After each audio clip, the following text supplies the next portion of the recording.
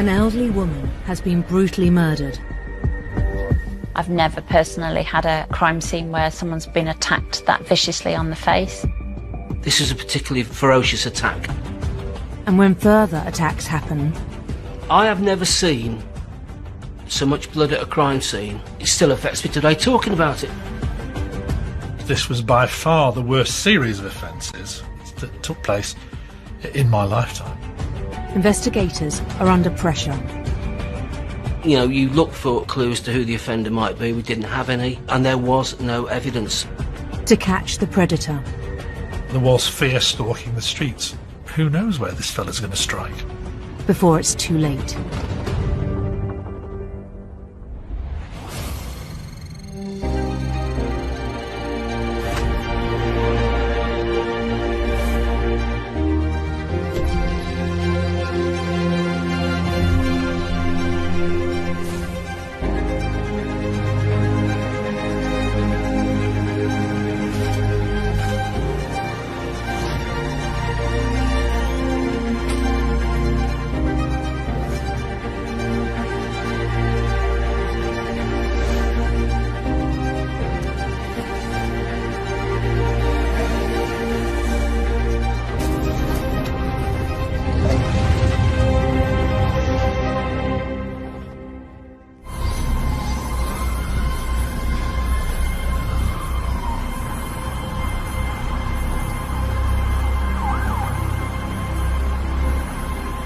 It's just after 1 a.m.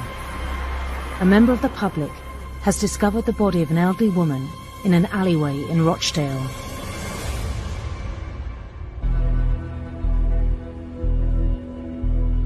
This is a particularly ferocious attack. It stands out for me, but it's something I came across very rarely. DCI Michael Freeman is tasked with leading what is swiftly deemed a murder inquiry. She had been strangled with a pair of her tights, which were covered in blood. It was clear that she'd been stamped on her face.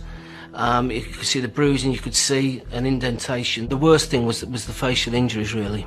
She'd been robbed as well, because she'd lost the rings off her finger. The scene was still in place when I went there, and yeah, it was, you know, first impressions, it was quite horrific, really. Detective Inspector Martin Jeffs is one of the officers assigned to the case. We immediately call our forensic team, our scenes of crime officers, and the first thing we do would cordon it off so that nobody could go into that crime scene or anywhere around it. Over a career spanning 3 decades, forensic trainer Sarah Thurkle has investigated more than 500 deaths. I've never personally had a crime scene where someone's been attacked that viciously on the face. The female victim had no underwear on. There was obvious signs of a sexual assault. The alleyway is secured, and forensics move in to harvest evidence. It's dark, you've got time pressures on you, you've got weather pressures on you. Not only do you have to consider the alleyway where the body's been found, but also how that body might have got to that location. So you need to consider the whole alleyway and beyond. You might be looking for discarded items, blood staining, which is all really difficult to search for outside in the dark on a September night. CSIs sweep the scene, hunting for DNA and any other physical traces of the killer. The last person to have touched or had any contact with that deceased was the offender. Hence, any fibres or any DNA may have dropped on the victim as they've fallen onto the floor. You can actually fibre tape the body in situ before the body's moved. So by doing this, you cover the deceased in small pieces of, effectively, sellotape to recover any trace evidence from the surface. And your evidence is preserved in there for as long as you want it to be preserved. CSIs recover the blood-soaked tights from around the victim's neck. They appear to have been used as a ligature to strangle her. If the tights have been tied round her neck and tied in a knot, then there may well be DNA on that knot from the offender.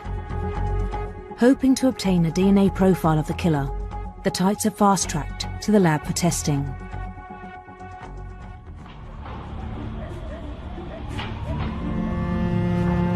The victim's family has reported her missing, and police are able to identify the 65-year-old as local resident Eileen Yavchak. Eileen was a retired school teacher. Used to teach at my daughter's school, in fact. Alistair Webster is a Rochdale born and bred prosecution barrister. This was by far the worst crime that took place in my lifetime. She had 4 children. She was married to her husband John, and in the community they were well known. Eileen was a bit of a character. She was hard of hearing, but she disobeyed instructions to wear a hearing aid because she was too proud to do so. She was an avid quiz person. She loved the pub quizzes, and that's why she was in the Weaver's Arms that night. Less than 100 yards from her home, the Weaver's Arms was Eileen's local, and the last place she was seen alive. Ironically, she was usually watched over by someone from the pub who watched her walk out of the Weaver's Arms, cross the road, and then carry on down the street, and she was at her home address. And on that particular night that she was murdered, I do know that that person that normally looked out for her was not there. Michael and his team begin to hypothesise who may be responsible for the attack. The fact that this happened so close to Eileen's home, when she was usually looked out for, could suggest that her attacker was familiar with her routine or had been watching her for some period of time. His use of the alleyway seems to indicate that he knows the geography of the area, so we might be looking for somebody local. We were looking for a suspect, in this case, who would have been, I suppose, young and fit enough to have committed the horrific injuries. Other than that, we didn't have any profile of the killer.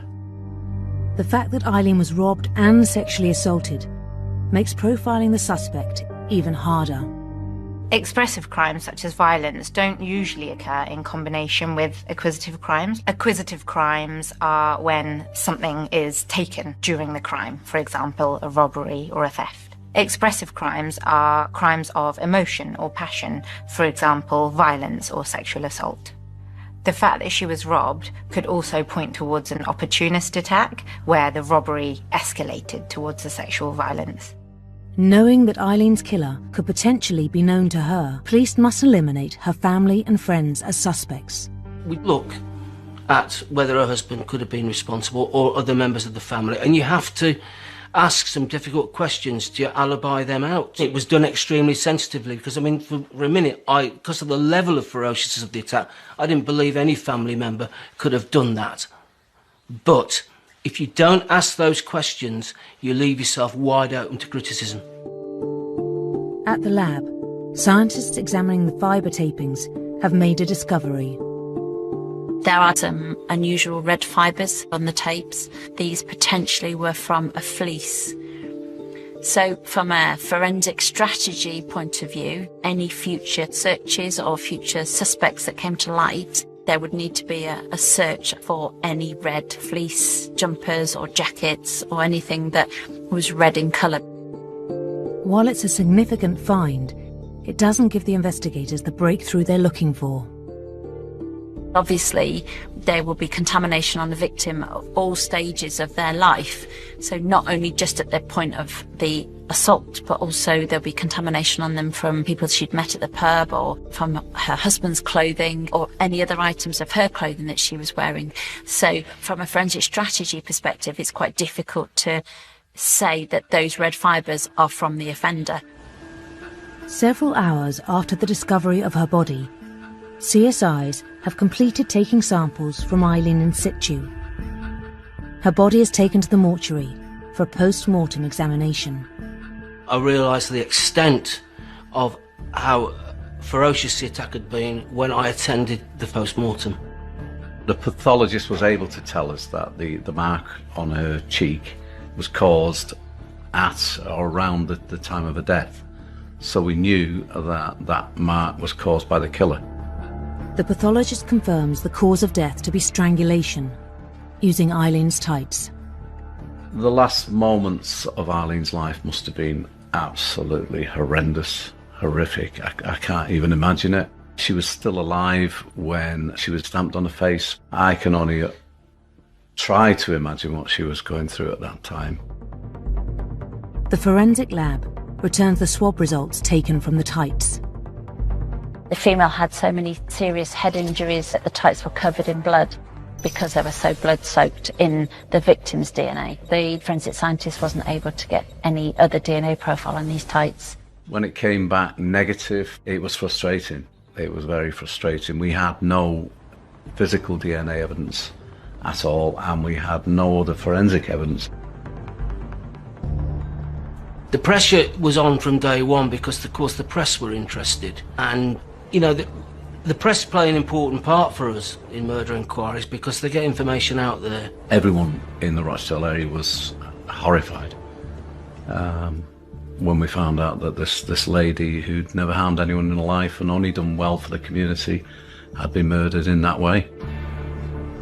We really were stuck as to who might be responsible for this murder. We hadn't got a clue. With an unknown killer on the loose, police fear it's only a matter of time before he strikes again.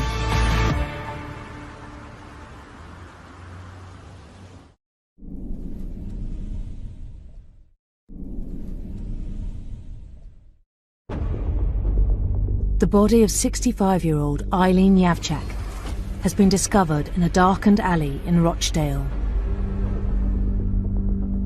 She's been sexually assaulted and strangled with her own tights, but forensics have been unable to raise any foreign DNA profiles. There is a distinctive stamp mark on her face, and red fibres were retrieved from her body. Having eliminated everyone known to her as suspects, detectives do not have a single lead. We suspected it would be someone local, but there was no evidence. 2 weeks after Eileen's brutal murder, news of another local attack reaches DCI Michael Freeman. It's about 6:30 on a Saturday morning, and a very anxious inspector said, look, we've had a really, really bad rape in Barron Street in the town centre overnight. I said, right, I'll go down to the scene. Barron Street in central Rochdale is a secluded street surrounded by boarded up buildings less than a mile from Eileen's home. I have never seen so much blood at a crime scene and someone survive. She was attacked, she was raped, and she was cut with a craft knife, to the extent that when she managed to stagger away from the scene after the offender had left, she stumbled out onto the main thoroughfare, and one of the witnesses described her as a lady in a red dress. She was actually naked, and the red dress was the blood pouring from her face. It was a warm September morning, and to tell you how much blood was there, that crime scene was absolutely covered in flies by 10 o'clock in the morning. It still affects me today talking about it. She was locked out of the house and should have been at home quite safe, but she was trying to find somewhere to go. So she was just out by chance, by mischance. She had done nothing to invite what happened. Just was the wrong place, the wrong time when a dangerous person was there. The area is secured and cordoned off, and the CSIs move in. So an alleyway in a town centre is potentially going to have lots of items of rubbish in there, potential footprints, potential dropped cigarette ends, dropped crisp packets, which may or may not be relevant to the incident. Our role is to collect anything that we think might be relevant, that looks like it's out of place or looks like it's been dropped recently. They soon make a major discovery. A bloodied handprint was found on a railing down the alleyway. The handprint obviously may well be her handprint, but also it could be the handprint of the offender. So the handprint will be photographed in situ in order to record any ridge detail. It would also be swabbed for DNA. Not only do you want to try and identify whose palm print or handprint that is, but you also want to identify whose blood is it. If you can get the offender's palm print or handprint in the victim's blood, then that's really good evidence. I'm thinking, well, you know, we've really got something here. OK, it's a palm print, but it's evidence. CSIs make a second significant discovery at the crime scene. There was footwear marks found, so a CSI is a collector of evidence at the scene. They'll see the footwear mark, they'll take photographs, they'll cast it, and that will be retained as an exhibit. The footprint cast is analysed at the lab. The detectives hope to determine the size and type of shoe to potentially link it to an offender for the rape as well as to Eileen's murder. Obviously, it's a public area, so there could be a footprint from any members of the public that have been down there, and it could be a footprint from an offender. In her police interview, the Barron Street victim details something significant her attacker said during the ordeal. She told a story that the attacker was saying to her, "Don't look at me, don't look at me. If you look at me, I'll slash you, I've done worse than this." This could be for the simple reason that he doesn't want to be identified, but it could also suggest some element of guilt or shame for the act that he's carrying out. The local press reported that, that there was fear stalking the streets. And who knows where this fella's going to strike. It wasn't as though he was attacking people he knew, it was just total strangers. The press speculates that the same person is responsible for the rape and Eileen's murder,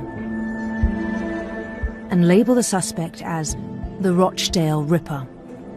It had a huge impact on the community, particularly on females. There was a noticeable difference in females' behaviour in terms of when they went into town, they went in groups. So there was a genuine fear that there was a madman out there. Serial crimes taking place in a local community in this way could lead to a hostile community atmosphere. This might include suspicion, mistrust of neighbours, and women being fearful of men. Amidst the media frenzy, people start coming forward. A few names started to get thrown at us by members of the public, which were all looked at, which came to nothing. It's common for many people to come forward to the police with information that they think might be relevant, but it's common for that information to lead to nothing. The investigation team for the Barron Street attack received some important news about the footprint found at the crime scene. It matches a size 10 Nike trainer. CSI will be able to say, well, I'm happy that that pattern on that sole of that shoe that I found at the crime scene is a Nike Air Force trainer, because all Nike Air Force trainers have that same sole. While it's a valuable lead, it doesn't help investigators to get closer to the attacker. What CSI can't say is what colour the trainer was and who was wearing that trainer. The actual importance of a footwear mark is actually the unique detail. So the damage on the soles, the feathering caused by the manufacturing process, and any wear on that sole of that shoe is what a forensic scientist is looking at. So that will be retained, ready for a potential offender's shoe that might be recovered. Police have a handprint and a shoe print, but no way to track down their owner. Desperate for a new lead, forensic scientists trawl through the case files of serious assaults within the area. When a forensic scientist is sent exhibits from a scene, they would also be sent witness statements, a victim statements, and a full MO or modus operandi. They identify a recent attack that bears a striking similarity to the Barron Street attack. About 7:30 or 6:30 a.m. in the morning, there is a lady who's approached by somebody who appeared to be a jogger, who's come up behind her, he's raped her, he's had a bottle in his hand, and he's taken the bra off her, tied her wrist together, and said, "Count to 200, don't look at me, don't look at me," and he's gone. During both attacks, the offender told his victims not to look at them and threatened to cut them if they did.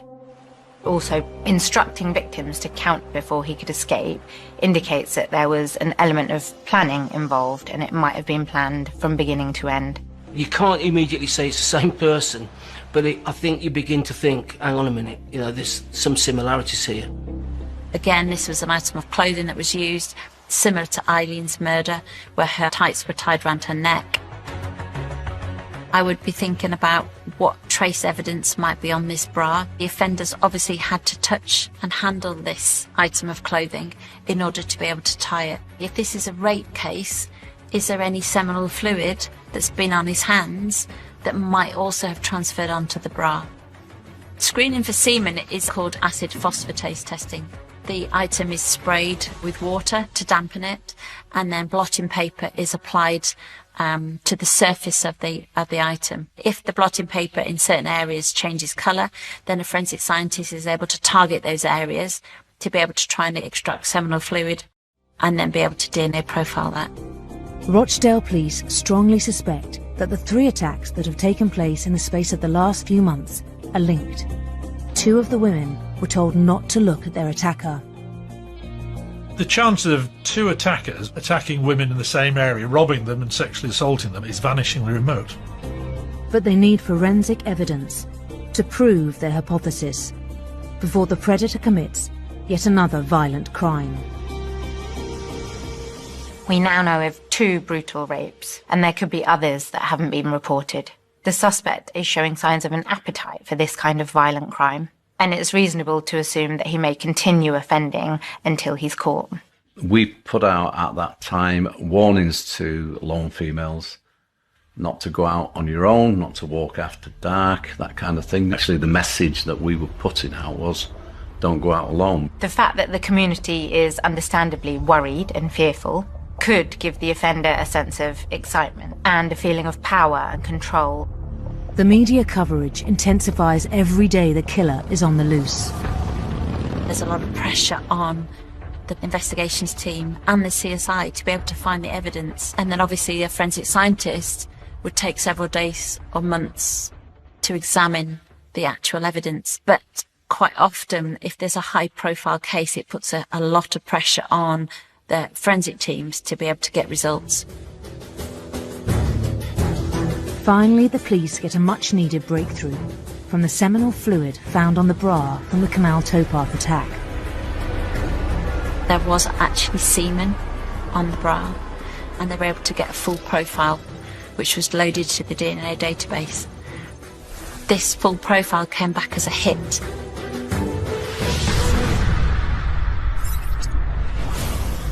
The DNA resulted in identifying somebody called Michael Hardacre as responsible for that rape.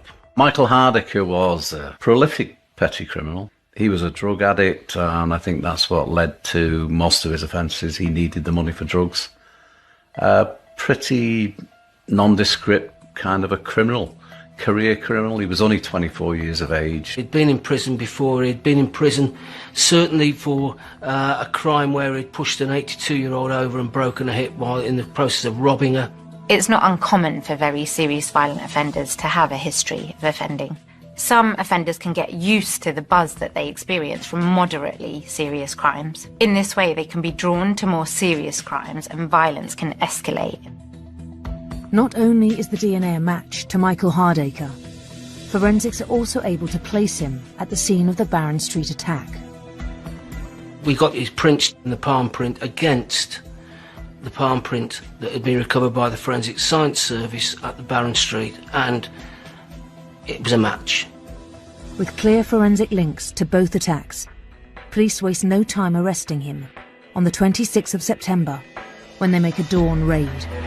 Very, very quickly, Hardacre was brought into custody. It was an unbelievable feeling when he was actually identified as an offender and brought in. I saw him in the custody area not long after he'd been arrested.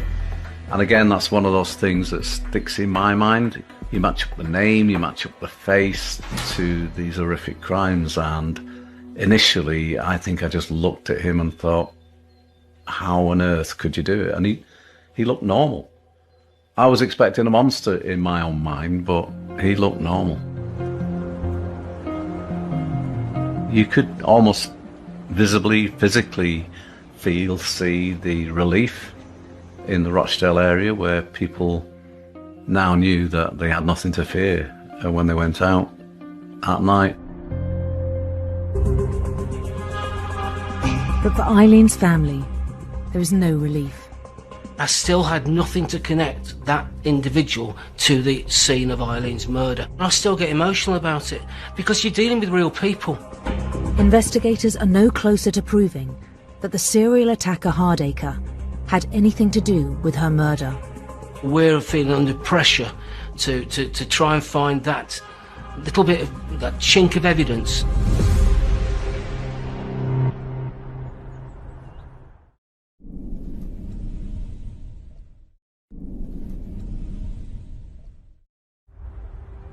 In Rochdale, detectives are investigating the murder of 65-year-old Eileen Yavchak. She was sexually assaulted and strangled with her tights, and a distinctive mark on her face indicates she had been stamped on by her attacker. CSIs have fibre tapings of a red fleece from her body, but have nothing to match them to. 24-year-old Michael Hardacre has been arrested on suspicion of 2 violent attacks, one at a canal towpath, the other in the town centre. Both victims claim he told them not to look at him. From the towpath attack, there's seminal fluid that links our offender to that attack. From the attack in Rochdale Town Centre, there's his palm print. There's great evidence from these 2 scenes, incriminating evidence to be able to tie Hardacre to the 2 sexual assaults. A footprint has also been recovered, and detectives are now looking for a size 10 Nike trainer. The 3 incidents have taken place within months of each other, but the police cannot link the 2 attacks to Eileen's murder. With Hardacre in custody, police now need to build the case against him. Once an offender is identified and arrested, it then becomes really important for a full examination to be done of his home address. CSIs will be looking for items of red clothing, its Nike trainers, its any bloodstained clothing.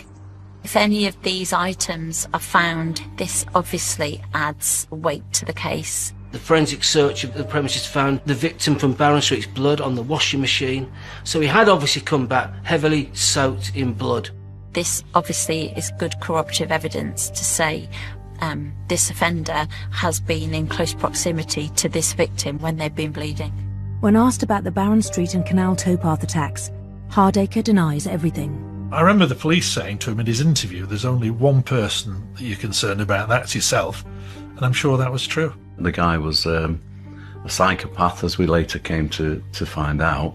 Psychopathy is characterised by a lack of remorse, a distinct callousness, a lack of care or worry or regard for other people, so subdued emotional behaviour. While Hardacre is being interviewed, a major development takes place. One of his relatives was so appalled by what had happened that he handed in Hardacre's clothing at the police station. The person who came in said, "Is Michael Hardacre still in custody? You better have a look at these." And he just put this bag on the counter and just walked out. In the bag were a pair of heavily blood-soaked training shoes. A size 10 Nike trainer, quite a wornish sole on it, had been well walked. The trainers are rushed to the lab, where forensics compare them with the cast taken from the Barron Street crime scene. It's obvious almost instantly that the impression from the sole of this shoe is going to match. The forensic scientists may well be able to say that shoe made that footwear mark, but then we need to be able to put the offender in that shoe. Nevertheless, police have enough to charge Hardacre for both attacks, and he's put on remand in Strangeways prison. But there's no forensic evidence to link him at the moment to the murder of Eileen. As the Barron Street and Canal towpath investigations wind down, Michael Freeman and his team working on Eileen's murder are stuck. We were sat around in our murder investigation room and we were still saying, well, look, you know, it's likely that this person is responsible for our murder, but where is the connection? Then we focused on what we call evidence of similar fact. So what did he say to the girl on the canal bank that he raped? Don't look at me, don't look at me. Count to 200. If you look at me, I'll cut you. What did he say to the girl at Barron Street? Don't look at me, don't look at me. If you look at me, I'll cut you, which he did anyway.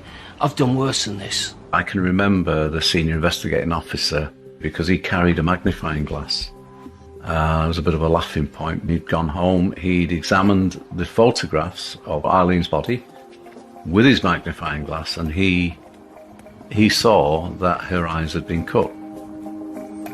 There was a nick in the corner of each eye near the cornea. And he showed it to me, and I have to say, when I looked closely like he was doing, I had to agree. Senior investigators approach Eileen's family for permission to perform a second post-mortem. And sure enough, they had been cut right across with a craft knife. Police suspect that the offender cut Eileen's eyelids because she didn't listen to the offender's instructions. This demonstrates a severe level of brutality. We know that Eileen was quite deaf and that she didn't really like wearing hearing aids. And maybe if she didn't understand what was being said to her, whatever, and that could have contributed to the level of ferociousness of the attack that she endured. It's a strong hypothesis and a similar MO, but police need forensic evidence to put Hardacre at the scene of Eileen's murder. He's currently on remand for 2 serious attacks, which he denies, and his trial date is fast approaching. We were in danger of there being a trial going ahead, and this took an immense amount of liaison with the Crown Prosecution Service to say, look, we really need to connect all 3. Forensic scientists assigned to Eileen's case examined the items handed in by Hardacre's relative, which tied him to the Barron Street attack. Together with the shoes, an item of clothing was handed in to the police at Rochdale. This item of clothing was a red fleece. Going back to the attack on Eileen, a forensic scientist had identified that there was some foreign red fibres on Eileen's body. What we knew was, from speaking to his girlfriend, that Michael was in the habit of wearing a snide Tommy Hilfiger top that she had bought him for £15 off Rochdale Market. And witnesses would say to us, he wore it as a second skin. This could potentially be a breakthrough moment in order to tie a red item of clothing, a red fleece, to the murder of Eileen. Forensic scientists compare fibres from the red fleece to the fibre tapings taken from Eileen's body. So fibre evidence is done by the human eye, and the red fibres from the fleece match the fibres on Eileen's clothing. This is incriminating evidence to be able to tie Hardacre to the murder of Eileen. Without the fibres, we wouldn't have been able to connect Michael Hardacre to the scene of Eileen Yauchak's murder. Absolutely top-class work, that. There are the Tommy Hilfiger jackets, obviously, but it just looked extremely unlikely that all these factors together could be more than one person. It's yet more highly compelling evidence, but the CPS needs more to make the case watertight. In the hope of securing a confession, police put this to Hardacre, but he calmly denies it. He certainly wasn't prepared to admit to the murder, even though the evidence was presented to him in terms of the fibres. Knowing that Hardacre's defence will argue that someone else could have murdered Eileen while wearing a similar fleece, investigators are under pressure to find even more robust forensic evidence. We had to put pieces together at that stage. I can remember vividly one of the detectives who worked in the incident room as exhibits officer had been thumbing through photographs of his footwear, and she actually quite cleverly, in my mind, matched up one of his training shoe patterns to the mark on Eileen's face. If a pair of shoes have been recovered from the suspect, these could be potentially linked back to the footwear mark on the victim's face. A forensic scientist will be able to identify whether this is a match by matching up the photograph of the footwear impression on her face with the actual shoe. And so I remember taking the impression down to Guy's Hospital in London. At the Department of Forensic Medicine in Guy's Hospital, Chief Scientific Officer Derek Tremaine has developed the National Injuries Database. The injuries database was created initially for a teaching aid, but it became a sort of a referral service. By adding lots of data on, we can compare certain injuries. It's not only bruising, stab wounds, shootings, anything. He's a forensic imaging scientist with over 20 years' experience identifying pattern markings on skin. It's fairly common to find footwear marks on skin because it produces a thing called intradermal bruising. This is where blood gets displaced outwards from underneath the tread mark, for instance, and will displace into the grooves, showing a pattern. If someone's still alive, after a few days or so, that would completely disappear. When someone's dead, there's no circulation in the body, so it will remain there. Derek has developed specialist technology to map and identify bodily injuries. They brought us the photographs, and Eileen had a patterned injury on her left cheek, and I recognise this as a footwear mark. It was suspected of being a Nike trainer. On a computer software, we would overlay, using layers, the image of the trainer over Eileen's injury. He had on a piece of paper an impression of the footwear and a piece of acetate which he laid over the top of the impression on Eileen's face, and it fitted like a fingerprint impression. It was brilliant. In this instance, it was a shaped injury on the face and a part of the heel of a trainer. Being able to link the footwear mark on the pair of shoes to the injury on Eileen's face is incriminating evidence to be able to tie Hardacre to the murder of Eileen. What that meant to the investigation into the murder of Eileen was everything, really. When I made the phone call back to Rochdale and told the incident room what we'd got, I could hear the cheering in the background. It was brilliant because we now had the guy banged to rights. I would imagine that if he hadn't been caught when he was, he would have struck again. But in spite of the overwhelming evidence, Hardacre continues to deny every charge levelled at him, forcing the CPS and police into a high-profile trial, which will require his vulnerable victims to testify.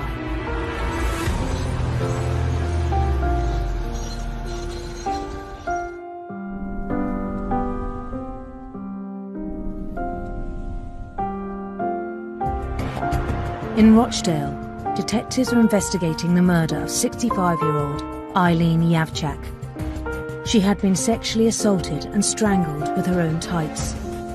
Forensics have been instrumental in charging Michael Hardacre for the crime, along with 2 other violent attacks in the area. But he is claiming to be innocent. He certainly wasn't prepared to admit to the murder, and he certainly wasn't ever going to admit to cutting her eyes either. So we knew that we would be facing a trial. Hardacre stands trial at Manchester Crown Court, where he enters a plea of not guilty. Alistair Webster is prosecuting the high-profile case. There's always a lot at stake. In a murder case, self-evidently, press galleries are absolutely full where there are cameras outside. It's really important that you tell a clear story that reflects the serious nature of the case. And I feel a real responsibility to the victims' families. And so if the police have spent a huge amount of time and skill putting the case together, I feel obviously a very heavy responsibility of making sure the case is presented properly. The survivors from the Barron Street and Canal Towpath attacks are called to give evidence. The victims having to go through the whole thing again and relive it is very difficult, but ultimately there's no other way around. If you have to prove the case, you've got to prove the case. To go into court, to face him in court and to give evidence must have been one of the hardest things they've ever had to do in their lives. But they did it. And they did it convincingly as well. And the fortitude that they showed, the bravery that they showed in doing that speaks volumes to me. The families of the victims were there, and it's extremely distressing for them. I mean, post-mortem is bad enough. I mean, you think the circumstances of Eileen died at, a lonely death, not far from her home, subjected to a horrible, violent sexual assault. You can't help but be affected by that, and it's for the members of the family, it really is quite appalling. And they all acted with complete dignity. Not only is it a distressing trial for the witnesses and family, it's also distressing for the jury. Jurors who aren't inured to this sort of thing, as we tend to be because we deal with it so often, will find these cases very, very difficult and very emotional. And some people, frankly, try and succeed in saying that I just don't think I can cope with this case. It requires fortitude. Just as we ask a lot of the victims' families, we ask a lot of jurors to sit through hearing this horrendous evidence of things well outside their experience and be asked to judge fellow human beings who've acted in a way that's hard to describe as human, frankly. After a 2-week-long trial, the jury is sent out to consider its verdict. The jury took 3 hours or so to convict him unanimously of all the offences, and so that really shows a fairly strong case. And what pleased me more than anything else was that the judge then decided to sentence him on every single charge. And I think that's really important, actually, because every victim got a result and knew he was going to prison for that amount of time for them, that amount of time for them, that amount of time for them. The judge sentences Hardacre to a total of 146 years in prison, with a minimum 22 years for Eileen's murder. But during sentencing, he is unmoved. He was just totally defiant, that there was no hint of regret, empathy or anything, and he was busy to shout defiance and obscenity at the victims' families he was taking down the stairs. It was a chilling moment, I thought. He was just about the most dangerous person I've come across because of that complete lack of empathy, guilt. Hardacre's conviction is a huge relief for Eileen's family and the victims of his violent crimes. I hope that the process of bringing him to justice made them feel that the system had worked and that there was some sort of, what can the right word be, some sort of closure for them, or at least it might begin to help a healing process which probably will last the rest of their lives. It's also a triumph for the investigation teams and their colleagues in forensics. This is a really good example of crime scene coordination. The fact that you've had 3 different crime scenes over a period of time and they were able to link the scenes together through forensic evidence, and not only that, but get an offender for all counts on all charges with a total of 146 years to be served in prison. The forensic aspect of this case was everything really, because when you strip away the forensic evidence, we were left with very little. Without the forensic evidence in this case, I think it highly unlikely that there'd have been enough to convict Michael Hardacre, because the DNA evidence connecting him with the first case, very difficult to refute if you're a defendant. The fingerprint in the blood connecting him with the final case, very difficult to refute. And the combination of the footprint and the fibres in Eileen Jorchuk's murder, again, very difficult to talk away and explain. And when you add them all together, whatever explanation you might try and come up for one, it's very difficult to explain one after the other after the other. But for DCI Freeman and his team, the investigation leaves a lasting impression. I still get quite emotional talking about Eileen's murder, that rape and attempt murder at Barron Street, because, you know, I spent 8-9 months investigating Eileen's murder, and it's with you every bit of the day, and it affects not just you. You take it home, it affects your family. I think my wife would say that I was probably a different person for 8 months. I've got memories of it that were shocking, that were absolutely shocking, even to seasoned detectives who were working on this kind of case all the time. It was harrowing, and you would go home at the end of the day having seen something that would stick in your mind forever. Sometimes we get people saying to us, "You must be really hard." We're not. And these things struck home and stayed